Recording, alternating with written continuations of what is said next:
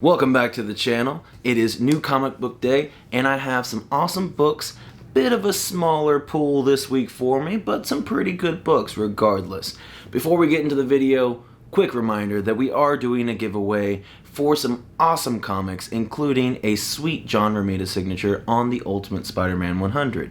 All you have to do basically is leave a comment. If you want more details though, there is a link in the description with a video that'll tell you everything you need to know. But let's go ahead and hop into the pools for today.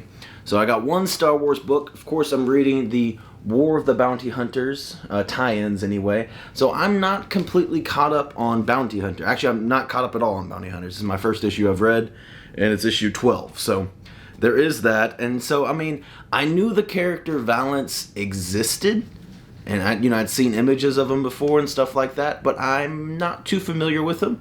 And we kind of go into why he's hunting down Fett and Solo, I guess you could say it that way. Without spoilers, if you don't know anything about it, it seems like you're getting a bit of extra backstory, even though I don't know anything about Valance. This does seem to be new reveals and history between him and specifically Solo. And then also cool other characters in this book, including Dengar, Zuckuss, and Forlom. So those were nice little treats in there. Can't, go wrong with some good classic bounty hunters. And pretty good read, like I said, without knowing exactly what's going on in the bounty hunter story. Still pretty enjoyable, and it's just, hype for that War of the Bounty Hunters when it finally comes. This is all like prelude stuff right now. And that was the only Star Wars book I got this week anyway. Actually, might have been the only one that came out this week. Moving on to Marvel, we got Black Knight, Curse of the Ebony Blade. What's this, 3? Number 3. Pretty sweet cover here with Thor being reflected in the blade. And I was pretty excited. Last issue, we introduced Elsa Bloodstone. I really like her. And then this issue would introduce Thor, kind of. Not to the same degree that Elsa Bloodstone is involved, but still, you get some Thor in the book, and you can't go wrong with that. I am enjoying this story. I'm really enjoying... It's funny, it almost feels like Elsa Bloodstone is the main character. Once she showed up, she talks and is moving the plot along. Feels like way more than Whitman is. But regardless, pretty cool book. And I'm curious to see... I can't remember if this is a 5 or a 6-part issue, or a series, mini-series, but I'm curious to see how it all is going to unfold.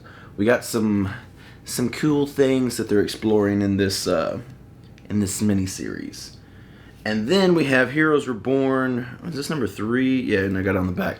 Now, I picked up the Peach Momoko variant, because for 2 reasons. One, it's Peach Momoko, big fan, and then also, it's Ghost Rider. Now, it could be a product of her stylization, but that definitely looks like Robbie Reyes' Ghost Rider.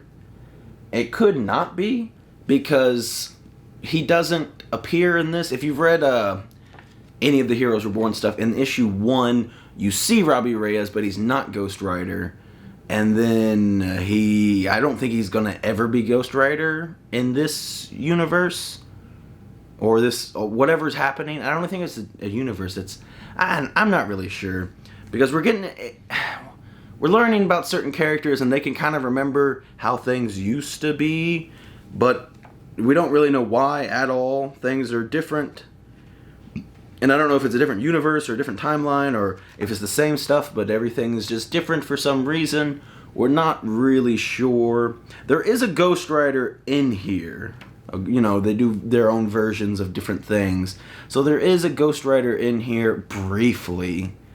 But even that, though, obviously it's a different artist drawing it. But to me, that definitively looks like Robbie Reyes' Ghost Rider. Now, I could be wrong. Maybe she was intending to do just a regular Ghost Rider, or this version of Ghost Rider or something. But regardless. And he's also chaining up, I think his name's Dr. Spectrum or something. I don't know.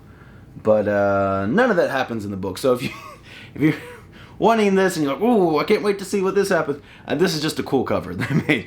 little bit of a spoiler, I guess, but I mean, I didn't tell you what happened, I just tell you what didn't happen, so it's not too bad. I don't want you to get your hopes up. Now, regardless, I would still pick up this cover every time. When there was, I don't even remember what the other covers were now. I'm sure there's other cool covers, but I'm just a big Ghost Rider junkie, big Peach Momoko junkie, and especially Robbie Ray as a Ghost Rider. Big fan. I got that. Can you see the Ghost Rider right there? I don't know. Yeah, I think you can. But anyway, moving on. Another Peach Momoko cover. We got the Mighty Valkyries. The other series was called Return. This is the Mighty Valkyries number 2, right? Yeah, number 2. What is the artist's name for? They have 2 different artists and kind of 2 different stories kind of blended together. You have a Jane Foster story and you have a Runa story. Both are interesting, but I really like the artist Mattia de Iulis, something like that. I'm not sure if that's how you pronounce it, but his artwork is crazy. Let's see if I can just show you just a really good panel that won't really reveal anything, but his art's just hyper detailed. I'm trying to find, and the other artist is good too. Like I said, it kind of hops back and forth between different things going on, but I don't know. There's just so much detail and shading and depth in.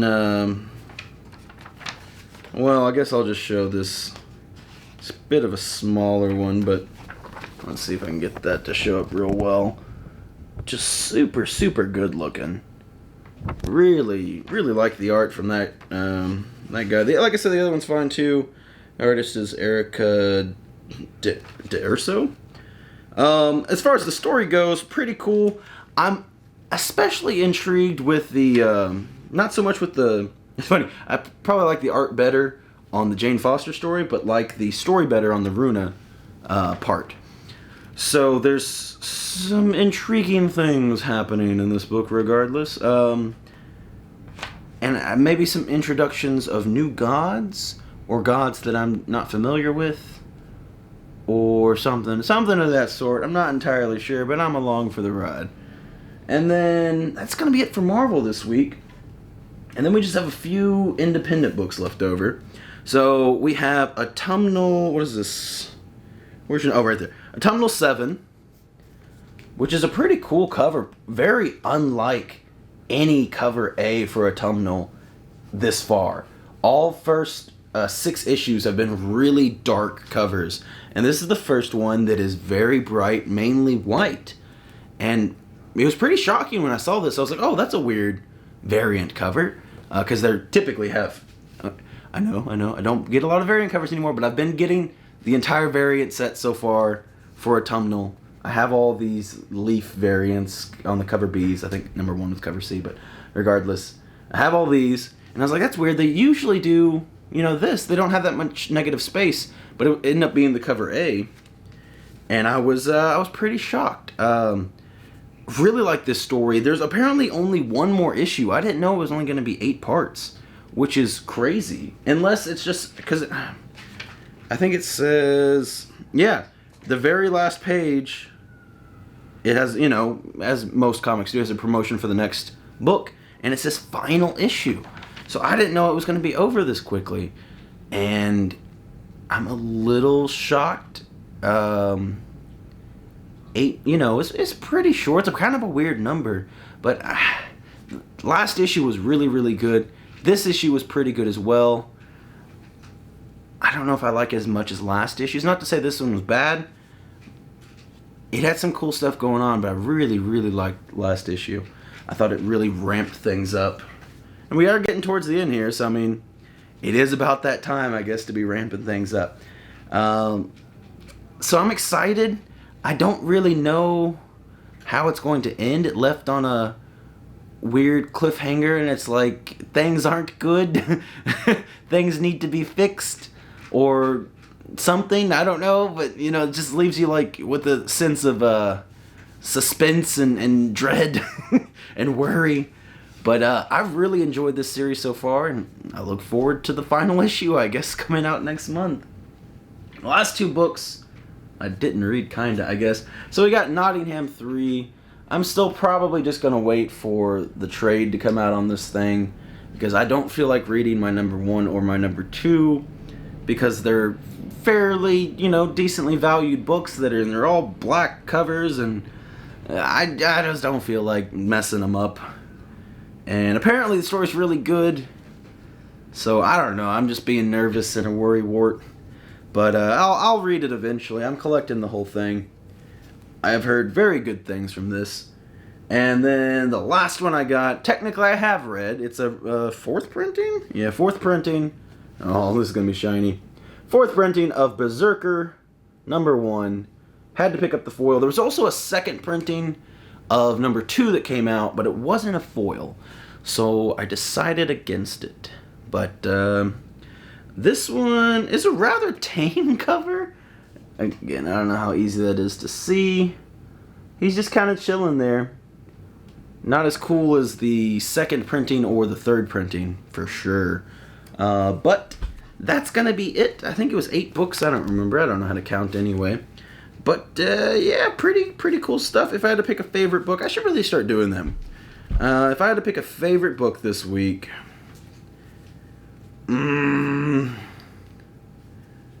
I'm gonna go ahead and say probably Autumnal. Like I said, I've really been enjoying that series. I like the way it's going. I almost wanted to pick Black Knight, because I do like how that's going, and I'm just a big fan of Elsa Bloodstone. I'm really happy that she's entered into the series. I was excited for the series before that, but that's really brightened it up.